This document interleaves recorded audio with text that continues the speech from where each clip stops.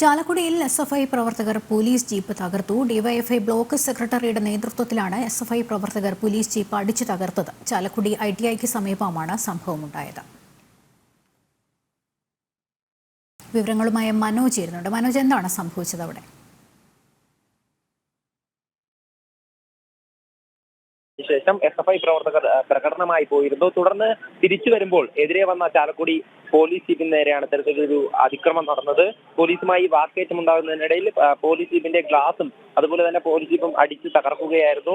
ആ അടിച്ചു തകർത്ത പോലീസ് ജീപ്പിന്റെ ദൃശ്യങ്ങളാണ് നമ്മൾ കാണുന്നത്. ഈ പോലീസിനെതിരെയും ഇതുപോലെ SFI പ്രവർത്തകർ DYFI പ്രവർത്തകരും ചേർന്ന് അതിക്രമം അഴിച്ചുവിട്ടു. ഇതിൽ DYFI ബ്ലോക്ക് സെക്രട്ടറി ആയിട്ടുള്ള നിതിൻ പല്ലന്റെ നേതൃത്വത്തിലായിരുന്നു ഇത്തരത്തിലൊരു അക്രമം നടന്നത്. അതിനുശേഷം ഈ DYFI പ്രവർത്തകരെല്ലാം ചേർത്തുകൊണ്ട് പോലീസിൽ നിന്നും ഈ പ്രതിയെ രക്ഷപ്പെടുത്താൻ ശ്രമിച്ചു.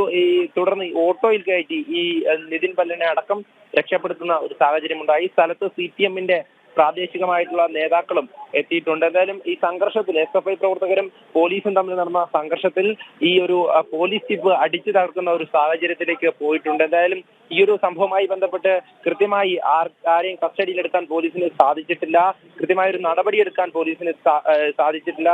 ഈ സംഭവവുമായി ബന്ധപ്പെട്ട് മറ്റ് SFIയുടെ പ്രവർത്തകരും അതുപോലെ തന്നെ DYFIയുടെ പ്രവർത്തകരും ഒക്കെ അവിടേക്ക് എത്തിക്കൊണ്ടിരിക്കുകയാണ്. പോലീസ് ഒന്നും ചെയ്യാൻ പറ്റാത്ത ഒരു സ്ഥിതിയിലേക്ക് മാറിയിരിക്കുകയാണ്. നേരത്തെ തന്നെ ദൃശ്യങ്ങളിൽ പലരെയും പിടിച്ചു വെക്കുന്നു, എന്നാലും അവരെയൊക്കെ രക്ഷപ്പെടുത്തി കൊണ്ടുപോകുന്ന ഒരു സാഹചര്യമാണ്. ഇത്തരത്തിൽ പോലീസിന് പോലും രക്ഷയില്ലാത്ത ഒരു സാഹചര്യമാണ്. SFIയും DYFIയും കൂടി ചേർന്നുകൊണ്ട് ഈ പോലീസ് ജീപ്പ് പോലും അടിച്ചു തകർക്കുന്ന ഒരു സാഹചര്യത്തിലോട്ട് പോയിട്ടുണ്ട്. നിലവിൽ ഇപ്പോൾ പോലീസ് ഈ CPM നേതാക്കളുമായി മനോജാണ് വിവരങ്ങൾ നൽകിക്കൊണ്ടിരുന്നത്.